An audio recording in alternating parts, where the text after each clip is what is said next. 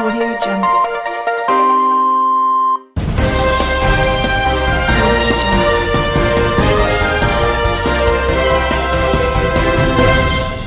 నమస్కారం RK communication city news కి స్వాగతం.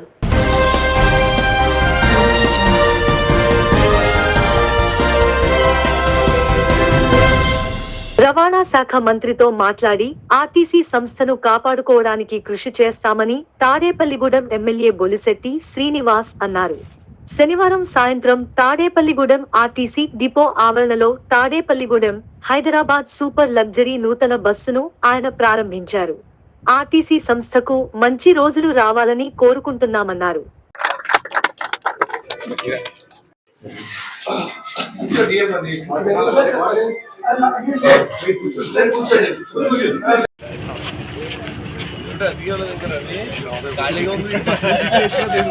బస్సెస్ కూడా ఇంప్రూవ్ చేసుకుంటాం సార్. కొత్త బస్సులు ఇస్తామని ఆపరేషన్ తీసుకుంటాం దీనికోసం సార్గా తాడేపల్లి వచ్చినందుకు ఎమ్మెల్యేకి నెక్కిన తర్వాత మా హృదయపూర్వక సృష్టి అవుతుంది. నేను ఎల్లు రమ్మన్నారు, ఎందులో ఇక్కడికి మీ డిపోకి వచ్చి చూసాం తర్వాత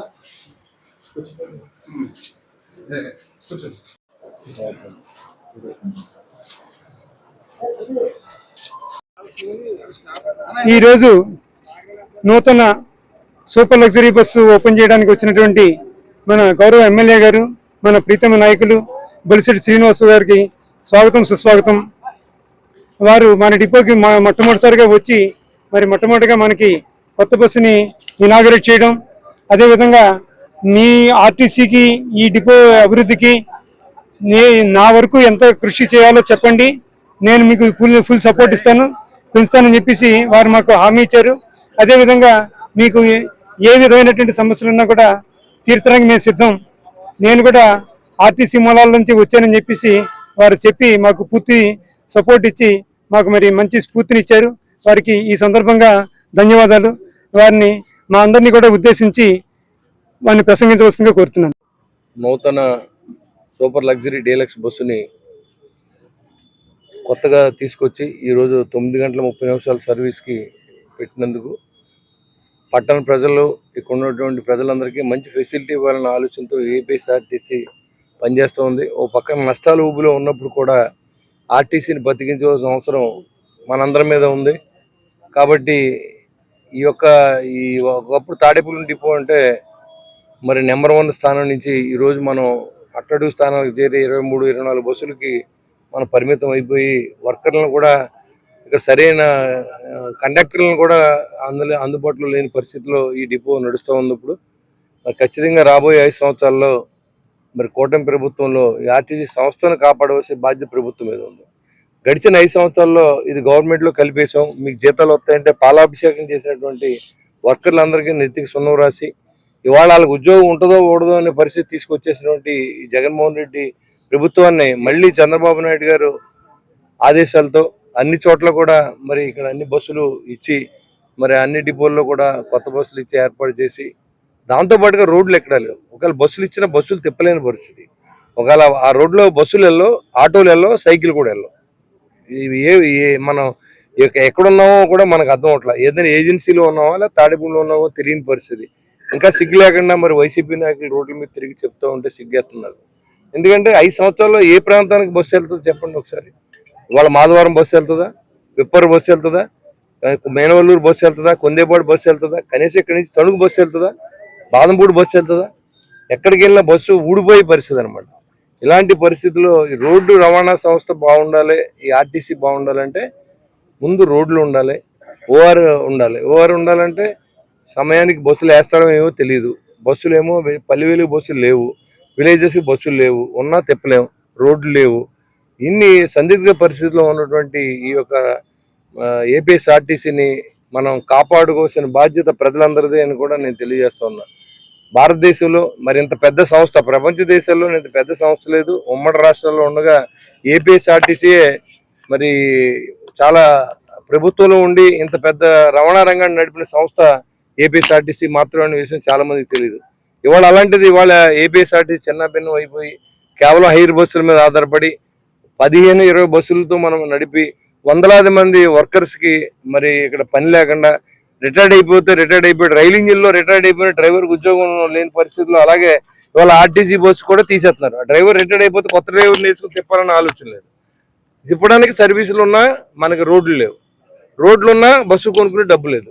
కాబట్టి ఇవన్నీ సమస్యలని అధిగమించి రాబోయే 5 సంవత్సరాల్లో ఈ సంస్థను పటిష్టం చేసే దిశగా ప్రతి వర్కరు మరి ఎవరైతే ఈ ఆర్టీసీని కాపాడాలనుకునే ప్రతి వాళ్ళు కూడా, డ్రైవర్ కానీ, కండక్టర్ కానీ, సూపర్వైజర్ కానీ, లేకపోతే ఆఫీస్ స్టాఫ్ కానీ, మెకానికల్ స్టాఫ్ కానీ అందరూ కూడా ఇది మన ఇంట్లో సమస్య వచ్చినప్పుడు ఏ రకంగా మన ఇంటిని మనం కాపాడుకుంటాం, అదేవిధంగా ఏపీఎస్ఆర్టీసీని మనం మళ్ళీ బాగా డెవలప్ చేసుకునే అవకాశాన్ని మనకి ఇచ్చారు భగవంతుడు. ఖచ్చితంగా మరి డిఎం గారు కానీ, మీ స్టాఫ్ కానీ ఒక మీటింగ్ పెట్టండి.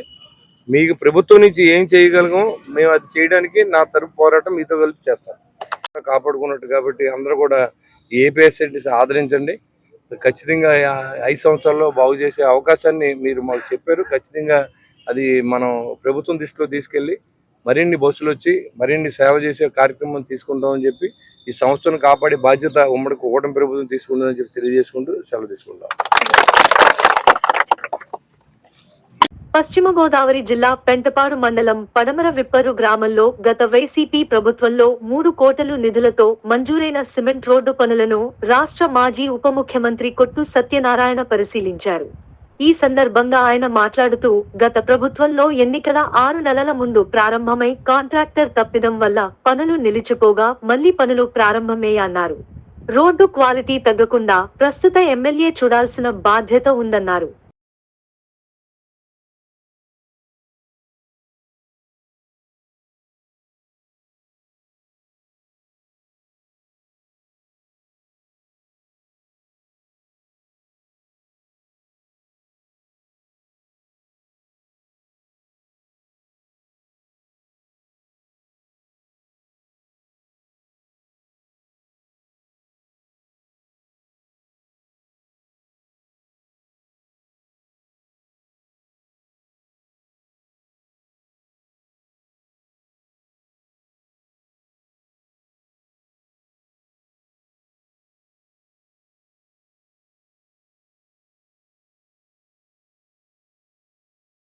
వ్యవసాయ కేంద్రాలు, గ్రామ విద్యా వైద్య క్లినిక్లు కట్టి ₹1,00,00,000 ఒక్కొక్క గ్రామానికి అభివృద్ధి చేసి పెడితే మీ మీ మీ మీ సైన్యం వెళ్ళి కూటమి సైన్యం వెళ్ళి శిలాఫలకాలు పగలగొట్టి ప్రకల్పాలు పలుకుతున్నారు.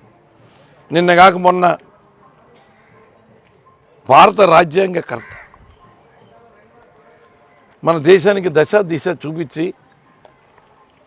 సమానత్వానికి పాటుపడేలాగా ప్రపంచం అంతా కూడా మనల్ని చూసి గర్వపడేలాగా ఒక గొప్ప రాజ్యాంగాన్ని రచించి పనికిస్తే, అటువంటి రాజ్యాంగకర్తకి మీరు అధికారంలో ఉన్న 5 సంవత్సరాల్లో ఏదో స్మృతివనం కడతానని ముళ్ళ తుప్పల్లో మీరు గాలికి వదిలేస్తే, మా నాయకుడు 5 సంవత్సరాలు రాష్ట్రాన్ని దమ్ముగా పరిపాలించి ప్రజలకు ఇచ్చిన ప్రతి వాగ్దానాన్ని నెరవేర్చిన ముఖ్యమంత్రిగా జగన్మోహన్ రెడ్డి గారు సమతామూర్తికి మరి స్మృతివనాన్ని అక్కడ కట్టి చూపెడితే, మీ దుర్మార్గం అక్కడున్న ఆ శిలాఫలకాలను కూడా రాజశేఖర రెడ్డి గారి జగన్మోహన్ రెడ్డి గారి పేరు లేకుండా పగలు కొట్టాలన్న మీ దుర్మార్గం ప్రజలందరూ కూడా గమనిస్తూ ఉన్నారు. 2 నెలలకే మీరు ఏ స్థాయికి వెళ్ళిపోయారో ప్రజల దృష్టిలో అన్నది మీరు గమనించుకోండి. మేము చూస్తూ ఉంటాం. మాకు ఇంకా 58 నెలలు మేము వేచి చూస్తాం. ప్రజాస్వామ్యానికి కట్టుబడి ఉన్నాం, ప్రజాస్వామ్య వాదులుగానే ఉంటాం. దీనికి సంబంధించి మీరు ఏ రకంగా ఎక్కడ అతిక్రమించినా మీరు చేయండి. ప్రజాప్రతినిధులుగా మీరు బాధ్యతగా చేస్తారని చేయండి, తప్పేం లేదు. జరుగుతున్న అక్రమాలను అరికట్టడం తప్పలేదు, చాలా సంతోషపడతాం. కానీ మనోడే కదా అని మీరు అక్రమ కట్టడాన్ని మీరు కట్టించేసుకున్నాం, అక్రమ లేఅవుట్లు మనోడే కదా అని మీరు ఏం చేసి అమ్మించేసి మీ ఇష్టం వచ్చినట్టు చేస్తూ ఊరుకుంటే ఎవరు చూస్తూ ఊరుకుంటారు? కాబట్టి ఒక మంచి ప్రజాప్రతినిధిగా మీకు మంచి గొప్ప ఆశయాలతోటి ఉన్నట్టుగా మీరు మాట్లాడుతున్నారు. మాట్లాడిన బట్టి నాకు అర్థమయ్యేది ఏంటంటే చాలా గొప్ప ఆశయాలతోటి చేయాలనుకుంటున్నాడు. చేస్తే బాగుంటుంది. ఇటువంటి ప్రజాప్రతినిధి వచ్చాడు అనుకున్నాం. మీరు కొత్తగా రాకపోయినా కొత్తగా మాట్లాడుతున్నారు కాబట్టి ఓహో చేస్తారేమో అనుకుంటున్నాం. చేస్తే చాలా మంచిది. ఇటువంటి అక్రమ కట్టడాలని తీయించేయండి, అక్రమ లేఅవుట్లు తీయించేయండి.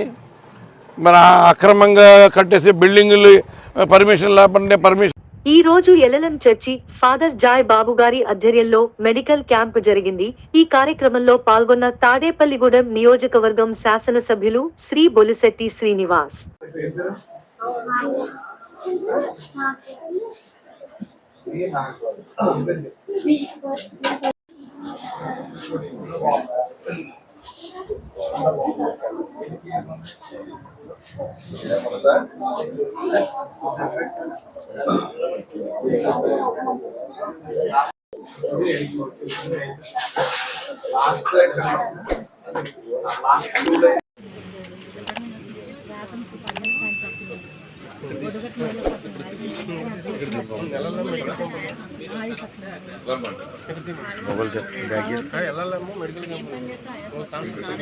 మెడిసిన్ కౌంటర్ దగ్గర మరి చంద్రరావు గారు అలాగే స్వర్ణకుమారి గారు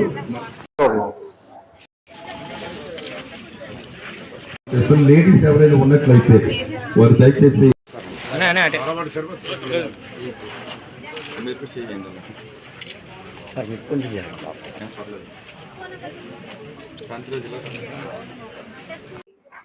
ఈరోజు స్థానిక తాడేపల్లిగూడెం భాగ్యలక్ష్మీపేటలో ఎల్ఎల్ఎం చర్చ్ ఆధ్వర్యంలో ఉచిత వైద్య శిబిరాన్ని ప్రారంభించడం జరిగింది. మరి ఈరోజు మరి వర్షాలు వరదల కారణంగా అనేక మంది ప్రజలు అనారోగ్య పాలై ముఖ్యంగా టైఫాయిడ్లు అధికంగా ఉన్నటువంటి కారణంగా మరి ఎల్ఎల్ఎం చర్చ్ నుంచి మరి దేవుని యొక్క వాక్యాన్ని ఉద్దేశించి నిన్ను వలె నీ పొరుగువాన్ని ప్రేమించు అనే మాటను పట్టుకుని మరి సమాజానికి ప్రేమను చాటించడానికి క్రియాశీలకంగా ఈ మెగా క్యాంపును ఉచిత వైద్య శిబిరాన్ని ప్రారంభించడం జరిగింది. దీనికి మరి డాక్టర్ మాధురి గారు మరి అంకిత హాస్పిటల్ నుంచి స్త్రీలకు అనేక వైద్య సదుపాయాలు చేయడానికి వారు రావడం జరిగింది. వారితో పాటు మరి వారి యొక్క భర్త గారు యజమానులు మరి డాక్టర్ సుధీర్ గారు కూడా వచ్చి మరి వైద్య సదుపాయాలు అందించడం జరుగుతుంది. అలాగే వారితో పాటు వైష్ణవి హాస్పిటల్ డాక్టర్ వెంకట్రావు గారు వారు కూడా షుగర్ వ్యాధికి చాలా ప్రత్యేకమైనటువంటి నిపుణులు. మరి వారు కూడా అనేకమైనటువంటి సేవలు అందించడం జరిగింది. అలాగే మరి జయసూర్య అనేటువంటి కంటి ఆసుపత్రి నుంచి రాజమండ్రి నుంచి మరి కంటి పరీక్షలు కూడా జరిగించి అనేక మందికి కలజోళ్ళు కానీ ఆపరేషన్స్ కానీ జరిగించడానికి మరి ఏర్పాటు చేయడం జరిగింది. అలాగే విజయవాడ నుంచి డాక్టర్ దీపిక గారు మరి క్యాన్సర్ హాస్పిటల్ నుంచి వచ్చి క్యాన్సర్ టెస్ట్లు కూడా ఉచితంగా చేయడం జరిగింది. ఈరోజు మరి అనేక మంది ప్రజలు ఈ తాడేపల్లి పట్టణ ప్రజలు అలాగే స్థానికంగానే కాకుండా అనేక మంది ప్రజలు ఆయా గ్రామాల నుంచి వచ్చి ఈ వైద్య శిబిరాన్ని వినియోగించుకోవడం జరిగింది. దీన్ని ప్రారంభించడానికి మరి ఈరోజు ముఖ్య అతిథులుగా మన తాడేపల్లి శాసనసభ్యులు శ్రీ బొలిశెట్టి శ్రీనివాస్ గారు వచ్చి దీన్ని ప్రారంభించడం, వారితో పాటు మరి టీడీపీ ఇన్ఛార్జిగా ఉన్నటువంటి మరి వరవల్ బాబ్జీ గారు కూడా వారితో పాటు మరి గొర్రెల శ్రీధర్ గారు అలాగే వర్తనపల్లి కాశీ గారు అలాగే బీజేపీ నాయకులు నర్సి సోమేశ్వర గారు వారు కూడా వచ్చి ఈ యొక్క ఉచిత వైద్య శిబిరంలో పాల్గొని వారు శుభాకాంక్షలు తెలియపరిచి మరి ఈ యొక్క సేవలను కొనియాడి వెళ్ళడం జరిగింది. తాడేపల్లిగూడెం పట్టణం బీవీఆర్ కళా కేంద్రంలో శుక్రవారం రాత్రి ప్రపంచ ఆదివాసీ దినోత్సవం నిర్వహించారు. తొలుత బీవీఆర్ కళా కేంద్రం నుంచి ఆదివాసీలు పాదయాత్ర నిర్వహించారు.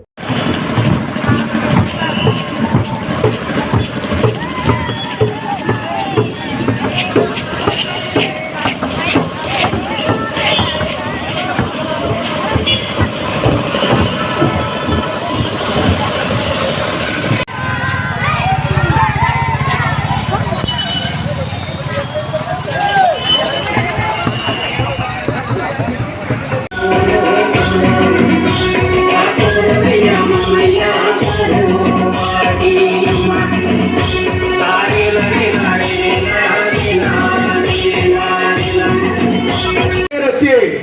బొలిశెట్టి శ్రీనన్నయ్య గారికి మన యొక్క బ్యాడ్జీని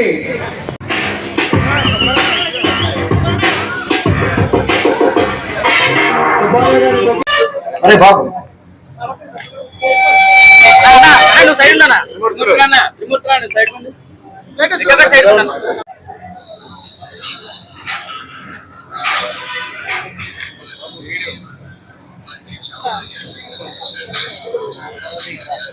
సార్ చూడండి సార్.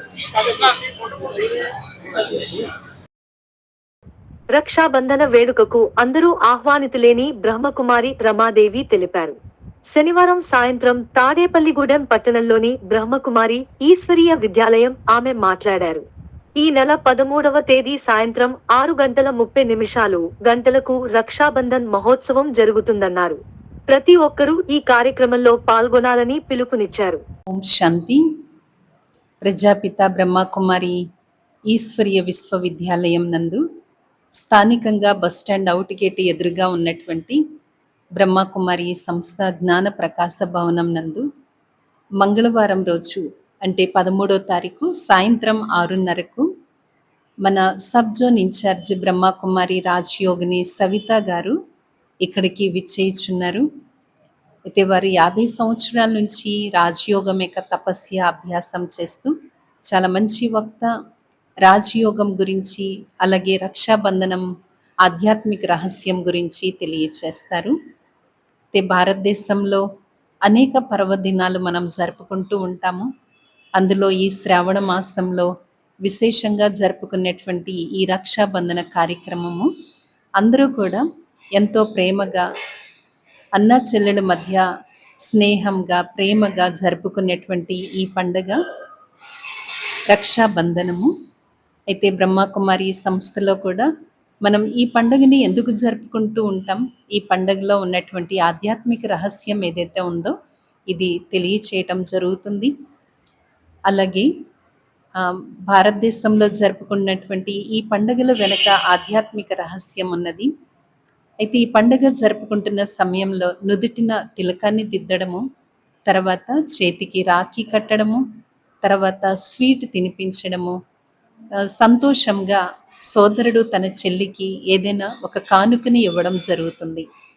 అయితే స్మృతికి ఆత్మ స్మృతికి గుర్తుగా నుదుటిన తిలకాన్ని దిద్దడం జరుగుతుంది. అలాగే రాఖీ కట్టుకున్న తర్వాత తన స్వీట్ కూడా సోదరుడికి తినిపించడం జరుగుతుంది. అయితే నిజానికి స్వీట్ తినిపించడంలో అర్థము మనం ఎప్పుడు కూడా మన మాటలను తీయగా మాట్లాడాలి, చాలా మధురంగా మంచి మాటలను మాట్లాడాలి అని దానికి గుర్తుగా స్వీట్ తినిపించడం జరుగుతూ ఉంటుంది. అయితే ఈరోజు రక్షాబంధనం సందర్భంగా అందరూ కూడా మన తాడేపల్లిగూడెంలో ఉన్నటువంటి వారందరూ కూడా ఈ రక్షాబంధనం ఆధ్యాత్మిక రహస్యాన్ని తెలుసుకొని తప్పకుండా మీరందరూ కూడా ఈ యొక్క కార్యక్రమంలో లాభాన్ని పొందుతారని మేము హృదయపూర్వకంగా ఆహ్వానిస్తూ ఉన్నాము. ఓం శాంతి. మనకి తాడేపల్లిగూడెంలో ఉన్న ప్రజాపిత బ్రహ్మకుమారి ఈశ్వరీయ విశ్వవిద్యాలయంలో మంగళవారం నాడు 13 ఆగస్టు 2024 సాయంత్రం 6:30 గంటలకు మన తాడేపల్లిగూడెం చాలా విశేషమైన కార్యక్రమం బ్రహ్మకుమారి సంస్థ వారిచే ఏర్పాటు చేయడమైనది. ఎందుకంటే గత 40 సంవత్సరాలుగా మన యొక్క తాడేపల్లిగూడెంలో ఈ సేవా కేంద్రము అనేక మందికి రాజయోగం నేర్పించి ప్రతి ఒక్కరిలో కూడా సుఖము, శాంతి, ఆనందమును చేకూరుస్తుంది. కాబట్టి ఈ యొక్క ఆధ్యాత్మిక కార్యక్రమం శ్రావణ మాసంలో మొట్టమొదట శ్రావణ శుక్రవారం తర్వాతన ఇప్పుడు మనకి రక్షాబంధన మహోత్సవము చాలా విశేషమైన పండగ, భారతదేశంలో చాలా విశేషమైన పండగ ఇది. కాబట్టి అందరూ కూడా ఈ కార్యక్రమానికి విచ్చేసి ప్రతి ఒక్కరిలో కూడా మానవ యొక్క విలువలు, మన యొక్క దివ్యమైన గుణాలతోటి సంస్కారాలతోటి నింపే పండగ ఇది. పరంపిత పరమాత్ముడు ప్రజాపిత బ్రహ్మ తనువులా అవతరించి ప్రతి ఒక్కరిలో కూడా పవిత్రత యొక్క ప్రతిజ్ఞ చేయించి మన యొక్క భారతదేశాన్ని మరలా స్వర్గ స్థాపనను చేస్తున్నారు. ఆ యొక్క సందేశమును మనం ప్రతి ఒక్కరికి ఇవ్వాలనే ఉద్దేశంతో మంగళవారం సాయంత్రం 6:30కు ఈ కార్యక్రమం ఏర్పాటు చేస్తున్నారు. కాబట్టి మన యొక్క పట్టణంలోని ప్రతి ఒక్కరూ కూడా కుటుంబ పరివార సమేతంగా విచ్చేసి ఈ కార్యక్రమాన్ని దిగ్విజయం చేయవలసిందిగా హృదయపూర్వకంగా కోరుతున్నాము. కాబట్టి అందరికీ ఆహ్వానం ఉంది. కాబట్టి ఈ కార్యక్రమంలో పూర్తి లాభాన్వితులు అవుతారని బ్రహ్మకుమారి సేవా కేంద్రం తరపున హృదయపూర్వకంగా కోరుచున్నాము. Tadepalligudem national institute of technology AP net లోని బీటెక్ ప్రథమ సంవత్సరం విద్యార్థులు తరలివస్తుండటంతో ప్రాంగణంలో సందడి వాతావరణం నెలకొంది. బీటెక్ లో మొత్తం 8 కోర్సులకు గాను 480 సీట్లు ఉన్నాయి. వీటిలో 50% సీట్లను రాష్ట్ర విద్యార్థులతోనూ మిగిలిన వాటిని ఇతర రాష్ట్రాల విద్యార్థులతోనూ జోసా సిసాప్ కౌన్సెలింగ్ ద్వారా భర్తీ చేస్తున్నారు.